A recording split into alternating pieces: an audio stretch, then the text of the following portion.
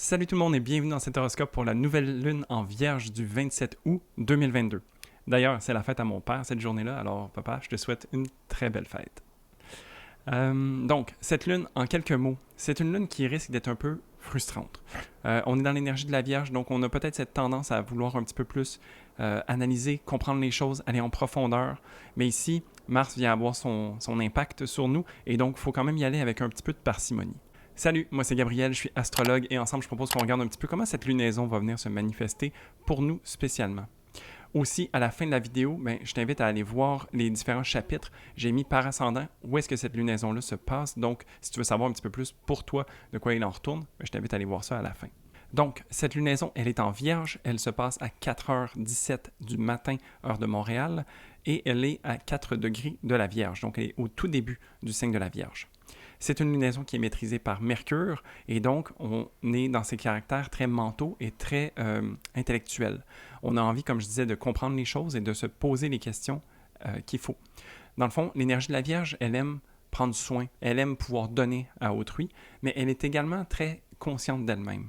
Donc, c'est une lunaison qui nous amène à introspecter, parce qu'on est dans une nouvelle lune. Les nouvelles lunes, c'est toujours un nouveau départ, un nouveau chapitre, mais aussi une occasion de venir à l'intérieur de soi. Et donc ici, c'est d'aller reconnecter avec son plein potentiel. Parce que l'énergie de la Vierge, en fait, elle sait de quoi elle est faite, elle comprend en fait les rouages intérieurs qui se passent chez elle, et elle a envie d'optimiser ça au maximum pour se rendre à l'excellence. Elle a envie de pouvoir plonger dans sa zone de génie et de pouvoir ensuite transmettre son savoir ou son expérience aux autres autour d'elle. Étant donné qu'elle se connaît beaucoup, on est capable aussi de voir que tout le monde n'est pas fait de la même manière. Et donc, on a cette volonté de don de soi, d'une certaine manière, de vouloir aller offrir à autrui, de pouvoir profiter de notre expérience et de pouvoir ainsi aider les autres à évoluer, ce qui nous aide nous aussi. Donc ici, on voit vraiment l'idée de la Vierge et ce désir en fait d'être au service, de pouvoir trouver des manières d'aider et de pouvoir offrir de soi-même pour le bien de l'autre afin de se sentir utile. Donc, comme je disais, cette lunaison, elle est maîtrisée par Mercure. Mercure se voit être en balance en ce moment. Donc, c'est un Mercure qui est quand même assez agréable, qui nous aide à avoir une bonne cohésion, des bonnes relations aussi. On arrive à bien communiquer puis garder l'équilibre. C'est surtout ça l'intérêt ici. Donc, en allant voir à l'intérieur de nous, on est en train de voir peut-être qu'il y a certains débalancements, il y a peut-être certaines choses qui auraient besoin d'être améliorées. Et puis, Mercure en balance nous aide à venir harmoniser tout ça. Donc, ici, c'est comme si on était en train de remonter une horloge un petit peu, ou comme si on était en train d'accorder une guitare. C'est un travail minutieux, mais qui va finir par être agréable pour tout le monde, tu sais, puis ça fait du bien. Donc, on arrive à la juste note, en fait. Donc ici, avec Mercure, on a cette envie de communiquer déjà, de pouvoir le faire adéquatement. On a aussi envie de se faire comprendre et de voir aussi comment est-ce que l'autre reçoit l'information qu'on lui donne. T'sais. Donc, il y a ce désir d'aider avec la Vierge, mais pas d'aider à outrance ou au détriment de l'autre, pour se servir soi-même. C'est pas vraiment l'idée de la Vierge. Donc ici, c'est vraiment de trouver une manière juste et équitable, en fait, de pouvoir faire bénéficier tout le monde de l'expérience collective. On a vraiment cette tendance aussi avec un Mercure en balance d'avoir ce côté un peu plus diplomate. La tempérance est de mise aussi. Et puis, on cherche à faciliter les communications, bref. Aussi, c'est intéressant de voir que Mercure en balance, lui-même est maîtrisé par Vénus qui est en Lion. Donc, on a besoin de suivre son cœur à travers tout ça. On a besoin d'être en accord avec ses valeurs. Et puis, tout ça nous fait tourner beaucoup autour des relations. Donc, cette lunaison me semble vraiment être un bon départ pour venir planter des graines, en fait, à savoir qu'est-ce qu'on a envie en relation et qui est-ce qu'on a envie d'être en relation surtout. Donc, si on plonge un petit peu plus dans la carte de cette lunaison, on a la Lune et le Soleil qui sont en conjonction dans le ciel au niveau de la Vierge. Donc, ici, la Lune nous parle de nos besoins, le Soleil nous parle de notre ego et de notre identité. Donc, on est vraiment en train de focaliser à l'intérieur de soi à savoir de quoi on est fait, qui est-ce qu'on est et qui est-ce qu'on a envie d'être. Ici, donc, comme je le disais, on y va de manière analytique, méthodique. On est très cartésien ici. On n'essaie pas d'être dans la frivolité ou dans l'émotionnel tant que ça. On y va vraiment de manière plus pragmatique et contrôlée. On a besoin d'ordre, on a besoin de sécurité ici pour se permettre d'aller faire ce travail à l'intérieur et de pouvoir connecter avec soi-même. Donc, c'est vraiment important ici. À travers tout ça, ça reste des signes qui sont assez doux, assez réservés aussi. Donc, on est plutôt dans le travail subtil et intelligent Donc, on est capable de vraiment bien cerner les situations et de se permettre de tirer le maximum de tout ça. Une phrase qui me revient, en fait, c'est « une place pour chaque chose et chaque chose à sa place ». Donc, on cherche vraiment à venir trouver cet équilibre à l'intérieur de soi, tout en se permettant de pousser la machine un petit peu plus, t'sais. Parce qu'il y a toujours ce désir d'évolution aussi. La Vierge est un signe mutable qui nous amène à vouloir évoluer, ce désir d'atteindre son potentiel. Donc, c'est de trouver les moyens et de se donner la possibilité d'y aller. Donc ça, c'est la Lune et le Soleil ensemble. Ces deux astres reçoivent un carré supérieur de Mars qui vient d'arriver en Gémeaux. Donc ça fait à peu près une semaine qu'il est dans ce signe-là et il va y rester pour un bon 6 à 7 mois, dont une rétrograde. Alors, l'énergie du Gémeaux avec Mars, on va y goûter pendant un certain temps. Ici, quand on a un carré supérieur, ça veut dire que la planète qui est en supériorité, Mars, se voit avoir une influence plus forte sur la Lune et le Soleil dans le cas présent. Ça veut dire ici qu'il y a peut-être certains défis, il y a peut-être certaines frustrations qui peuvent se faire ressentir parce que, sachant de quoi on est fait, qu'est-ce qu'on a envie de faire, comment est-ce qu'on a envie d'offrir à l'autre, c'est de voir en fait comment est-ce qu'on s'empêche, comment est-ce que la situation autour de nous nous empêche, comment est-ce que peut-être certaines personnes ne sont pas réceptives à ce qu'on a envie de leur donner. T'sais? Donc, il y a vraiment des irritations ici possibles et potentiellement aussi un peu d'impatience parce que on est tous en train de vivre cette lunaison-là à différents degrés, et puis on a tous notre manière d'aborder les choses au niveau du mental. Donc, il faut trouver cet accord, et puis ça peut être dérangeant, ça peut être frustrant des fois de se dire, mais mon Dieu, j'ai tellement besoin que tu comprennes ça pour pouvoir continuer d'avancer. Tu es bloqué, mais tu cherches même pas à en sortir, et je te donne la réponse. Donc, c'est de comprendre que des fois, les gens n'ont pas nécessairement envie d'avoir les réponses. Ça peut aussi être parlant pour nous, en fait, comme de vouloir donner à autrui son aide, de vouloir le sauver. Qu'est-ce que ça dit de nous, en fait? Pourquoi est-ce qu'on a envie de sauver les autres? T'sais? Ça, c'est des questions qui peuvent être intéressantes à se poser, étant donné qu'on est un peu plus aussi dans cette introspection, de venir voir, en fait, comment est-ce qu'on peut se regarder de l'extérieur, dans cette idée d'analyse et tout ça, de venir contempler, de venir observer cette colère qui va pouvoir peut-être émerger ici, c'est de voir, en fait, qu'est-ce qu'elle cache, cette colère-là, chez soi. Parce que de vouloir aider l'autre, oui, ça peut avoir un fond de vérité ou un fond de bienveillance, mais c'est quoi l'inverse? Puis d'être conscient de ça, je pense que ça pourrait être intéressant ici. Au-delà de ça, ce Mars en Gémeaux, il est maîtrisé par Mercure, et on voit aussi que la Lune et le Soleil sont maîtrisés par Mercure. C'est juste qu'ils n'y vont pas de la même manière. Et puis, ça peut causer des frustrations, parce qu'on a tellement cette structure qu'on peut avoir au niveau de la Vierge qui vient être un peu valsée. Tu sais, c'est comme si on est en train de construire un château de cartes. Ça, c'est la Lune et le Soleil. Et puis, tu as Mars en Gémeaux qui arrive et qui vient souffler sur le truc pour venir voir en fait si la structure est bien construite ou si ça va tenir. T'sais? Donc, il y a un peu de perturbation ici. Et puis, c'est comme si on ne s'y prend pas de la même manière en fait. T'sais, Mars en Gémeaux a envie d'un peu plus de légèreté, alors que le travail qu'on fait de l'autre côté est un peu plus en profondeur. Donc ça aussi, comme c'est de faire attention aux frustrations qui peuvent être vécues à l'intérieur de soi, de faire attention d'être indulgent vers soi-même à travers tout ça, puis de faire au mieux en fait. Parce que ça peut nous donner l'impression d'être un peu éparpillé, de ne pas être efficace, mais on cherche l'harmonie malgré tout, avec ce Mercure qui vient diriger un peu cette tension et qui cherche cette harmonie dans le signe de la Balance. Comment est-ce qu'on peut trouver cet équilibre-là à l'intérieur de soi? Ensuite, si on continue, on va aller voir Vénus qui est en Lion. Et puis, cette Vénus, elle est quand même aussi un peu tiraillée. On voit qu'il y a un carré hanté dans le ciel, donc une opposition et deux carrés. Donc, ça fait une espèce de triangle à angle droit. Et donc, il y a certaines tensions au niveau de nos valeurs aussi. Avec une Vénus en Lion, on a envie d'être en accord avec son cœur. On a envie de le suivre, on a envie d'être vu, de s'amuser, d'avoir une certaine légèreté et puis d'une certaine façon de ne pas penser au lendemain. T'sais, on y va vraiment avec le cœur. Ce qui peut être vraiment surprenant, en fait, parce que à travers tous les défis un peu mentaux qu'on a à travers cette lunaison-là, où est-ce qu'on essaie de comprendre et de voir comment est-ce qu'on fait la part des choses, il y a le cœur, en fait, qui tire beaucoup sur la couverte et qui a envie de choses différentes. C'est surtout véhiculé par le carré avec Uranus, qui est une planète qui vient déranger, qui vient nous surprendre, qui vient aussi nous amener en dehors du statu quo. Donc, tu sais, si on est quelqu'un qui a plus de retenue en général, là, c'est comme si on a envie d'exploser, on a envie de sortir, on a envie d'être extraverti. Et puis, à l'inverse, peut-être qu'on a envie de se recroqueviller sur soi-même, puis d'être vraiment en train de cultiver son monde intérieur, tu sais, puis de travailler avec son enfant intérieur, par exemple.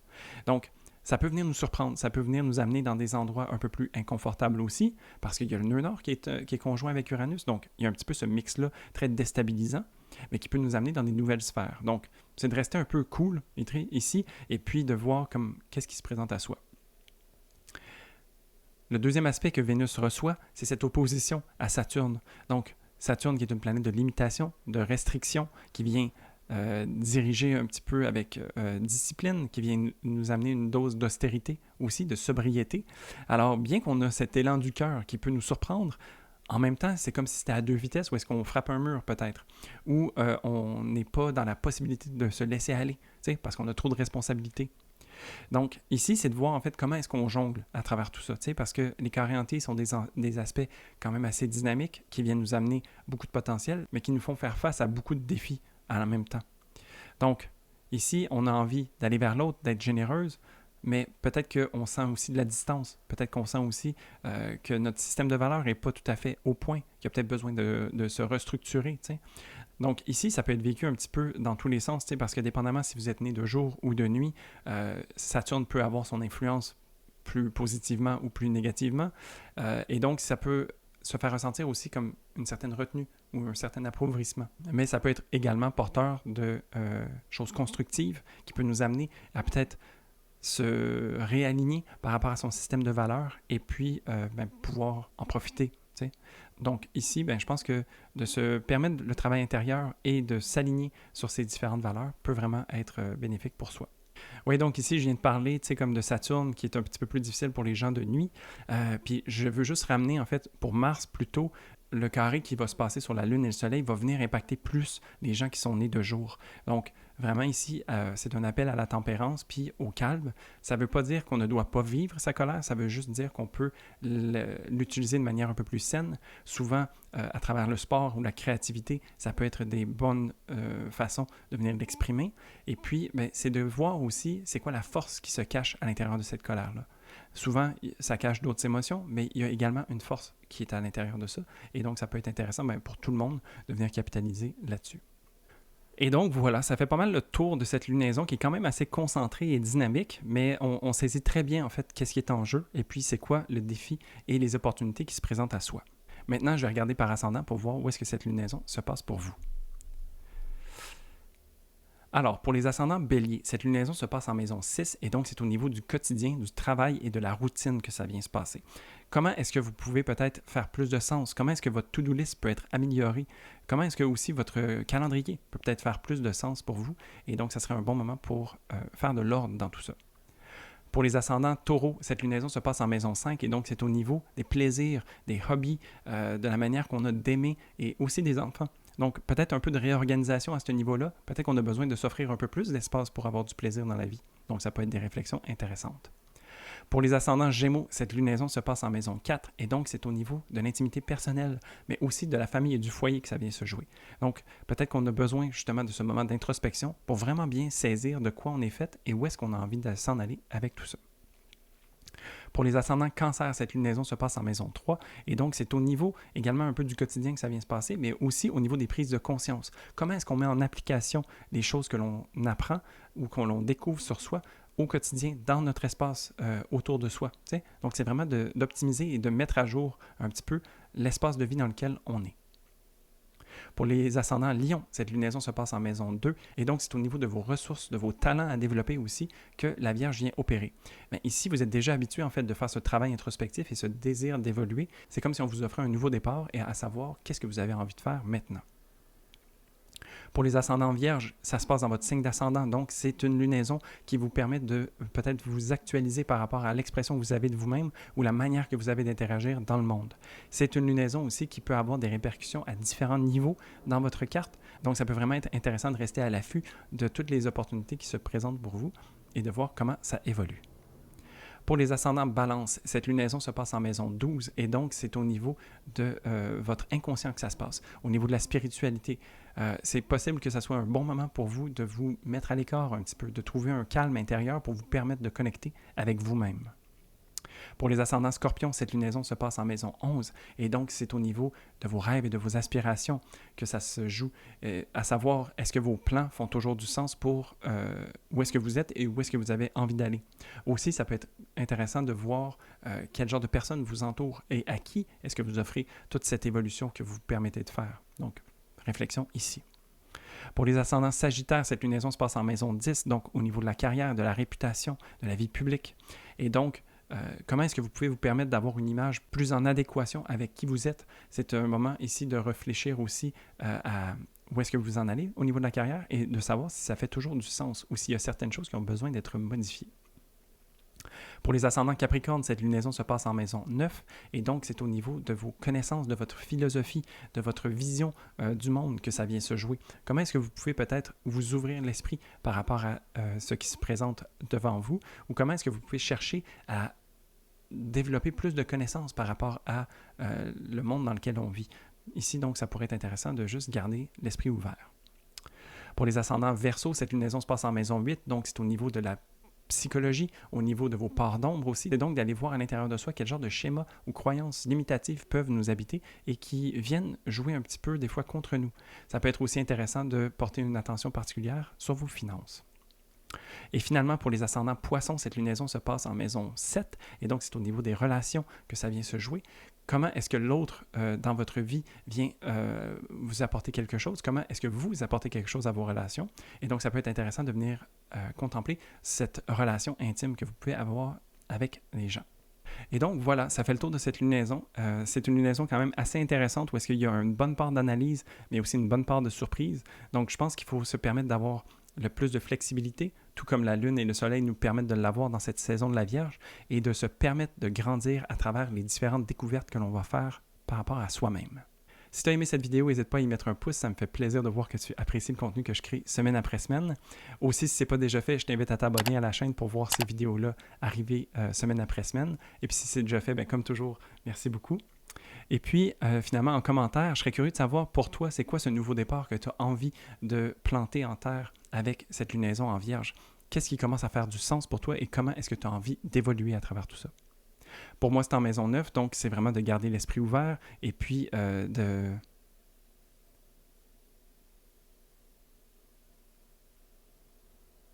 voir en fait quel genre de fondation au niveau cognitif ou philosophiques viennent s'établir pour moi et comment est-ce que je pourrais peut-être me permettre d'aller plus loin par rapport à ça. Et donc sur ce, je te souhaite une très belle lunaison et je te dis à la prochaine pour un prochain horoscope. Salut!